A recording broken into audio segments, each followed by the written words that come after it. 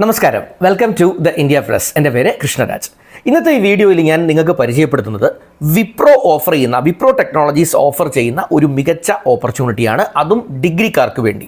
അതായത് 2024-ലും 2025 വർഷത്തിലും degree complete ചെയ്തവർക്ക്, അതായത് അടിസ്ഥാനപരമായി പറഞ്ഞാൽ BCA അഥവാ മറ്റ് കുറേ BSc സബ്ജക്ട്സ്, അത് ഏതൊക്കെയാണെന്നുള്ളത് ഞാൻ വീഡിയോയിൽ ഡീറ്റെയിൽഡ് ആയിട്ട് പറയാം. അപ്പം ഈ BSc കംപ്ലീറ്റ് ചെയ്തവർ അല്ലെങ്കിൽ BCA കംപ്ലീറ്റ് ചെയ്തവർ 2024-ലും 2025-ലുമായി കംപ്ലീറ്റ് ചെയ്തവർക്ക് വിപ്രോ ഓഫർ ചെയ്യുന്ന ഒരു മികച്ച തൊഴിലവസരമാണ്. അപ്പോൾ IT മേഖല നോക്കുന്നവരാണ്, ലക്ഷ്യം വെക്കുന്നവരാണ് എങ്കിൽ IT കമ്പനി അല്ലെ വിപ്രോ പോലെയുള്ള ഒരു ടോപ്പ് റേറ്റഡ് IT കമ്പനി നിങ്ങൾ സ്വപ്നം കാണുന്നവരാണ്. ഒരു കമ്പ്യൂട്ടർ സയൻസ് അനുബന്ധ കോഴ്സ് ഏതെങ്കിലും ഡിഗ്രിക്ക് പഠിച്ചവർ, അതുമല്ല എങ്കിൽ മറ്റേതെങ്കിലും BSc പഠിച്ച ഒരു വിദ്യാർത്ഥിയാണ് 24-25 വർഷത്തിൽ പാസ് ഔട്ട് ആയവരാണ് എങ്കിൽ ഈ അവസരം നിങ്ങൾക്കുള്ളതാണ്. ഇതിൻ്റെ ഏറ്റവും വലിയ മികവ് എന്താണെന്ന് ചോദിച്ചാൽ, ഇതിലൂടെ നിങ്ങൾക്ക് ഒരു ഹയർ എഡ്യൂക്കേഷൻ ഓപ്ഷൻ കൂടി നൽകുന്നുണ്ട്. അതായത് വിപ്രോ നൽകുന്ന ഒരു 4 വർഷത്തെ MTech കോഴ്സും കൂടി നിങ്ങൾക്ക് ഇതിനോടൊപ്പം കംപ്ലീറ്റ് ചെയ്യാൻ പറ്റും. അതും ഇന്ത്യയിലെ പ്രീമിയം സ്ഥാപനങ്ങളിൽ ഒന്നിൽ നിന്ന്. ഒരുപക്ഷെ അത് IIT മുംബൈ പോലെയുള്ള സ്ഥാപനമാകാം. അപ്പോൾ അവിടെ നിന്നുള്ള ഒരു MTech കൂടി നിങ്ങൾക്ക് നേടാനുള്ള അവസരം, പ്ലസ് വിപ്രോയിലെ ഒരു ജോലി നേടുവാനുള്ള അവസരം. ഏത് രീതിയിൽ നോക്കിയാലും കമ്പ്യൂട്ടർ സയൻസ് അല്ലെങ്കിൽ IT മേഖല നോക്കുന്ന ഒരു വിദ്യാർത്ഥിയെ സംബന്ധിച്ച് ഒരു സുവർണ അവസരം എന്ന് നമുക്ക് പറയാൻ പറ്റും. അപ്പോൾ ഇതിനെങ്ങനെ അപ്ലൈ ചെയ്യാം, ആർക്കൊക്കെ അപ്ലൈ ചെയ്യാം, എന്തൊക്കെ എലിജിബിലിറ്റി വേണം, ഏത് ഡേറ്റിനുള്ളിൽ അപ്ലൈ ചെയ്യണം, ഈ കാര്യങ്ങളെല്ലാം ഞാൻ വീഡിയോയിൽ ഡീറ്റെയിൽഡ് ആയിട്ട് പറയാം. വീഡിയോ ദയവായി മുഴുവനായി ഒന്ന് കണ്ട് മനസ്സിലാക്കാൻ ശ്രമിക്കുക. Once again welcome back to this channel.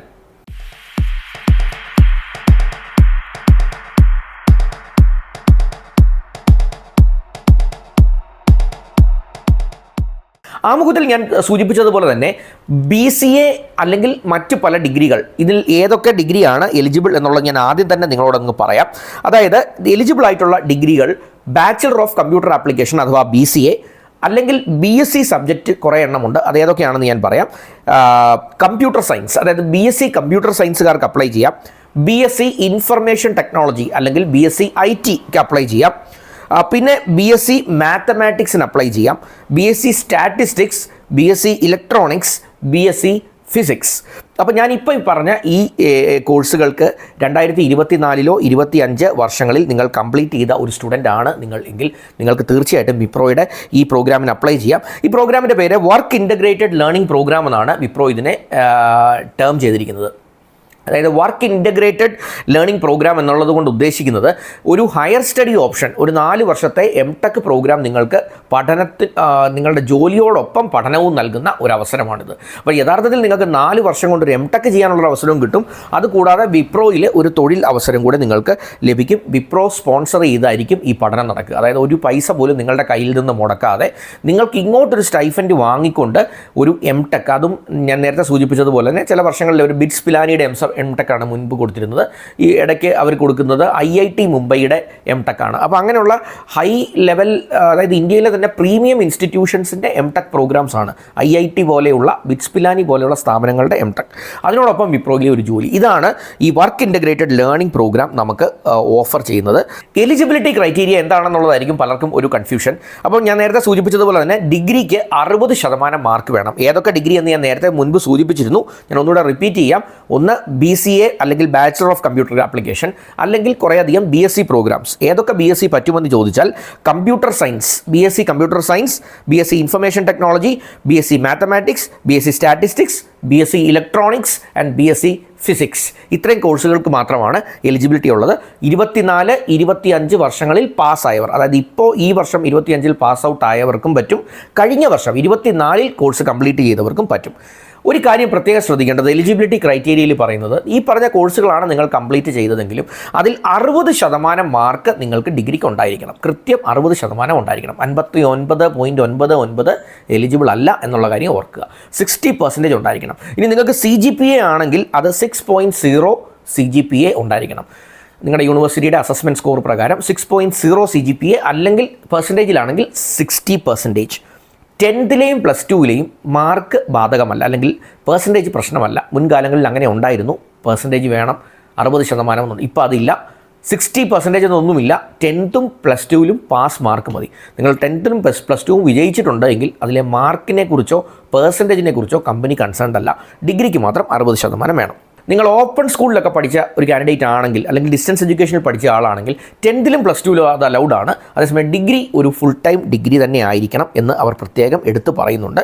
അതുപോലെ ബാക്ക്ലോഗ്സ് ഉള്ളവരെ സംബന്ധിച്ച് നിങ്ങൾക്ക് ഒരു ബാക്ക്ലോഗ് വരെ അലൗഡ് ആണ് അപ്ലൈ ചെയ്യുന്ന സമയത്ത്. ഇപ്പോൾ അപ്ലൈ ചെയ്യുമ്പോൾ ഒരു ബാക്ക്ലോഗ് ഉണ്ട്, പക്ഷേ നിങ്ങളുടെ ഫൈനൽ 6ാമത്തെ സെമസ്റ്റർ റിസൾട്ടും കൂടെ വരുമ്പോൾ, ഇപ്പോൾ 25ൻ്റെ കേസിലൊക്കെയാണ് ചിലരുടെ റിസൾട്ട് വന്നിട്ടുണ്ടാവില്ല. അപ്പോൾ അങ്ങനെയാണെങ്കിൽ 6ാമത്തെ സെമസ്റ്ററിൻ്റെ റിസൾട്ടും വരുമ്പോൾ നിങ്ങൾക്ക് ഒരു ബാക്ക്ലോഗും ഉണ്ടായിരിക്കാൻ പാടില്ല.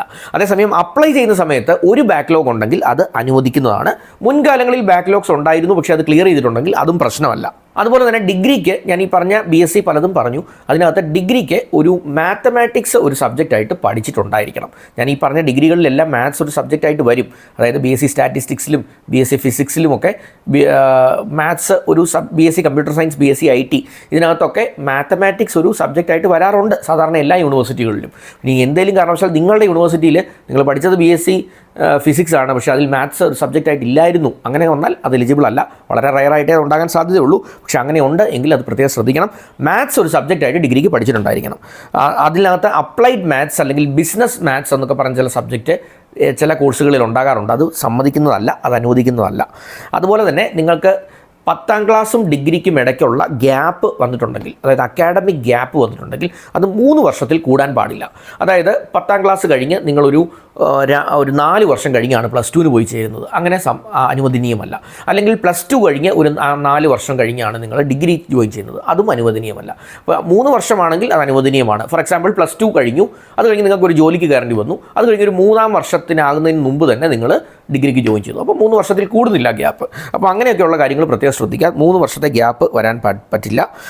ഇതൊക്കെയാണ് അവരുടെ മിനിമം ക്രൈറ്റീരിയ പറഞ്ഞിട്ടുള്ളത്. ഇനി നിങ്ങളെ സെലക്ട് ചെയ്യുന്ന എന്താ പറയുന്നത് ഡെസിഗ്നേഷൻ എന്ന് പറഞ്ഞാൽ സ്കോളർ ട്രെയിനി എന്നുള്ള രീതിയിലാണ്. ശരിക്കും ഇതൊരു ഇൻറ്റേൺഷിപ്പ് പോലെയാണ് അവരിത് പറയുന്നത്. ഇൻറ്റേൺഷിപ്പ് എന്നുള്ള രീതിയിലല്ല, ഒരു സെലക്ഷൻ പ്രോസസ്സ് തന്നെയാണ്, പക്ഷേ ഒരു ഇൻറ്റേൺഷിപ്പിൻ്റെ ഒരു മോഡലാണ്. കാരണം സ്കോളർ ട്രെയിനി എന്നാണ് നിങ്ങളുടെ ഡെസിഗ്നേഷൻ്റെ പേര്. നിങ്ങളുടെ ലൊക്കേഷൻ പാൻ ഇന്ത്യ എവിടെ വേണമെങ്കിലും ആകാം. അതായത് കേരളത്തിൽ തന്നെ ഒന്നും ആകണമെന്നില്ല, ഹൈദരാബാദിലോ ചെന്നൈയിലോ മുംബൈയിലോ ഒക്കെ ഡൽഹിയിലോ ഒക്കെ ആകാം. അപ്പോൾ അത് നമുക്ക് ലൊക്കേഷനെ കുറിച്ച് പ്രത്യേകിച്ച് അവരൊരു ചോയ്സ് നമുക്ക് തരുന്നില്ല എന്നുള്ളതാണ് സത്യം. ഒരു സ്റ്റൈഫൻഡ് ആയിരിക്കും നിങ്ങൾക്ക് തരിക ഈ പഠന കാലഘട്ടത്തിൽ. അതായത് ഫസ്റ്റ് ഇയറിൽ നിങ്ങൾക്ക് ഏകദേശം ഒരു 15,000 ഉണ്ടാവും സ്റ്റൈഫൻഡായിട്ട് തരും. അതിന് കൂടെ ഒരു ജോയിനിങ് ബോണസ് നിങ്ങൾക്ക് തരും. ഒരു 75,000 ഫസ്റ്റ് മന്ത് സ്റ്റൈഫൻഡിനോടൊപ്പം നിങ്ങൾക്ക് നൽകുന്നതാണ്. അതായത് 1ാം മാസത്തെ സ്റ്റൈഫൻഡിനോടൊപ്പം ഒരു ജോയിനിങ് ബോണസ് എന്നുള്ള നിലയ്ക്ക് 75,000 രൂപ നിങ്ങൾക്ക് ആദ്യമേ അങ്ങ് തരും. അപ്പോൾ അത് നിങ്ങളുടെ ഒരു ജോയിനിങ് ബോണസാണ്. പക്ഷേ സ്റ്റൈഫൻഡ് 15,000 ആയിരിക്കും തരിക. 15,000-ഉം അതിൻ്റെ കൂടെ ഒരു 488 ESI ഒക്കെ ആയിട്ട് തരുന്നുണ്ട്. അപ്പം ഈ ഏതാണ്ട് 16,000 രൂപയും അതിനോടൊപ്പം ഒരു 75,000 രൂപ ജോയിനിങ് ബോണസായിട്ട് ആദ്യം തന്നെ ഫസ്റ്റ് ഇയറിൽ നിങ്ങൾക്ക് കിട്ടും. ആദ്യത്തെ മന്ത് സ്റ്റൈഫൻഡിൻ്റെ കൂടെയാണ് 75,000 തരിക. പിന്നീട് എല്ലാ മാസവും കിട്ടുന്ന ഈ 16,000 ഏകദേശമായിരിക്കും. പിന്നെ സെക്കൻഡ് ഇയർ ആകുമ്പം ഇത് 17,000 + 533 ESIയുടെ ഭാഗമായിട്ട് തരും. അതായത് ഏതാണ്ട് 18,000 രൂപ സെക്കൻഡ് ഇയറിൽ. തേർഡ് ഇയറിൽ ഏതാണ്ട് 20,000 രൂപയും ഫോർത്ത് ഇയറിൽ ഏതാണ്ട് 23,000 രൂപയുമായിരിക്കും ട്രെയിനിങ് പീരീഡിൽ നിങ്ങൾക്ക് ലഭിക്കുക. അതുപോലെ 60 മാസത്തേക്കുള്ളൊരു ട്രെയിനിങ് എഗ്രിമെൻറ്റ് നിങ്ങൾ വെക്കേണ്ടതായിട്ടുണ്ട്. അപ്പോൾ ഇതിനകത്ത് സെലക്ഷൻ കിട്ടുകയാണെങ്കിൽ നിങ്ങൾക്കിത് നല്ലൊരു ഓപ്പർച്യൂണിറ്റിയാണ്. കാരണം 4 വർഷം കഴിയുമ്പോൾ വിപ്രോയിൽ ഒരു ഉയർന്ന ശമ്പളത്തോടു കൂടി നല്ലൊരു ജോലിയിലേക്ക് കയറാൻ പറ്റും. അതിനോടൊപ്പം തന്നെ ഒരു ഇന്ത്യയിലെ ഒരു ഏതെങ്കിലും ഒരു പ്രീമിയർ ഇൻസ്റ്റിറ്റ്യൂട്ടിൽ നിന്ന് ഒരു MTech നിങ്ങൾക്ക് നേടാനും സാധിക്കും. അപ്പോൾ ഡിഗ്രി കഴിഞ്ഞ് ഒരു IT മേഖല നോക്കുന്നവർക്ക് ഒരു സുവർണ്ണ അവസരം തന്നെയാണിതെന്നുള്ളതിന് ഒരു സംശയവുമില്ല. ഇനിയും ഇതിൻ്റെ അകത്ത് സെലക്ഷൻ പ്രോസസ്സ് എന്താണെന്ന് പലർക്കും ഒരു സംശയം ഉണ്ടാവും. എങ്ങനെയായിരിക്കും ഇതിൻ്റെ സെലക്ഷൻ 1ാമത്തെ റൗണ്ട് ഒരു ഓൺലൈൻ ടെസ്റ്റ് ഉണ്ടാവും. അതൊരു ആപ്റ്റിറ്റ്യൂഡ് ടെസ്റ്റ് ആയിരിക്കും. ആ ഓൺലൈൻ ആപ്റ്റിറ്റ്യൂഡ് ടെസ്റ്റ് ക്ലിയർ ചെയ്യുന്നവർക്ക് ഒരു GD അല്ലെങ്കിൽ ഒരു ബിസിനസ് ഡിസ്കഷൻ ഉണ്ടാവും. അതൊരു സാധാരണ ഗ്രൂപ്പ് ഡിസ്കഷൻ്റെ മാതൃകയിലുള്ള ഒരു ബിസിനസ് ഡിസ്കഷൻ ആയിരിക്കും. അതിനുശേഷം ഒരു HR ഡിസ്കഷൻ ഉണ്ടാവും. അതൊരു ഈ പറഞ്ഞ പോലെ തന്നെ ഒരു ഡിഫറെൻറ്റ് ടൈപ്പ് ഓഫ് GD അവർക്ക് കമ്പനിക്ക് ഇഷ്ടമുള്ള രീതിയിൽ അവർ നടത്തിയേക്കാം. ഒരു HR ഡിസ്കഷൻ എന്നാണ് അവർ പറഞ്ഞിരിക്കുന്നത്. അപ്പം ഏതെങ്കിലുമൊക്കെ ലോകത്തെ ബാധിക്കുന്ന ഏറ്റവും കറണ്ട് അഫയേഴ്സുമൊക്കെയായി ബന്ധപ്പെട്ട ടോപ്പിക്സുമൊക്കെയായി ബന്ധപ്പെട്ട ഒരു ചർച്ചയാകാം അത്. അത് കഴിഞ്ഞ് 4ാമത്തെ റൗണ്ടിൽ ഒരു ലെറ്റർ ഓഫ് ഇൻറ്റൻറ്റ് നിങ്ങൾക്ക് നൽകുന്നു. നിങ്ങളെ സെലക്ട് ചെയ്യുന്ന ഒരു പ്രൊസീജിയറിലേക്ക് പോകുന്നു. അതിനുശേഷം ഒരു പ്രീ സ്കിൽ ട്രെയിനിങ് നിങ്ങൾക്കൊരു പരിശീലന പരിപാടി ഉണ്ടാവും. 6ാമത്തെ ലെവലിൽ ഓഫർ ലെറ്റർ നൽകുന്നു. ഇത്രയും പ്രോസസ്സാണ് അതിനകത്തുള്ളത്. അപ്പോൾ ഈ HR ഡിസ്കഷൻ എന്ന് പറയുന്നത് ഒരു ഇൻ്റർവ്യൂ പോലത്തെ രീതിയിലാകാം, അല്ലെങ്കിൽ ഒരു ഡിസ്കഷൻ രീതിയിലാകാം. മോസ്റ്റ്ലി അതൊരു HR ഇൻ്റർവ്യൂവിനെയാണ് അവർ HR ഡിസ്കഷൻ എന്നുള്ളത് കൊണ്ട് ഉദ്ദേശിക്കുന്നത്. അതുപോലെ ബിസിനസ് ഡിസ്കഷൻ എന്ന് ഉദ്ദേശിക്കുന്ന ഒരു ഗ്രൂപ്പ് ഡിസ്കഷനും ആയിരിക്കാം. അപ്പോൾ ഏതായാലും ഒരു ഇൻ്റർവ്യൂ ഉണ്ടാവും, ഒരു GD ഉണ്ടാവും, ഒരു ആപ്റ്റിറ്റ്യൂഡ് ടെസ്റ്റ് ഉണ്ടാവും. ഈ കാര്യങ്ങളൊന്ന് ഓർത്തിരിക്കുക. ഇതിൻ്റെ last date of application 30 April 2025 അതായത് ഏപ്രിൽ 30-ാം തീയതി വരെ നിങ്ങൾക്ക് സമയമുണ്ട്. രാത്രി 12 മണി വരെ സമയമുണ്ട്. അപ്പോൾ അവസാന നിമിഷം വരെ വെയിറ്റ് ചെയ്യാതെ ഡീറ്റെയിൽസൊക്കെ ഒന്ന് കണ്ട് മനസ്സിലാക്കി ഈ വിപ്രോയിലെ ഈ അവസരത്തിന് വേണ്ടി ഒന്ന് ട്രൈ ചെയ്ത് നോക്കുക.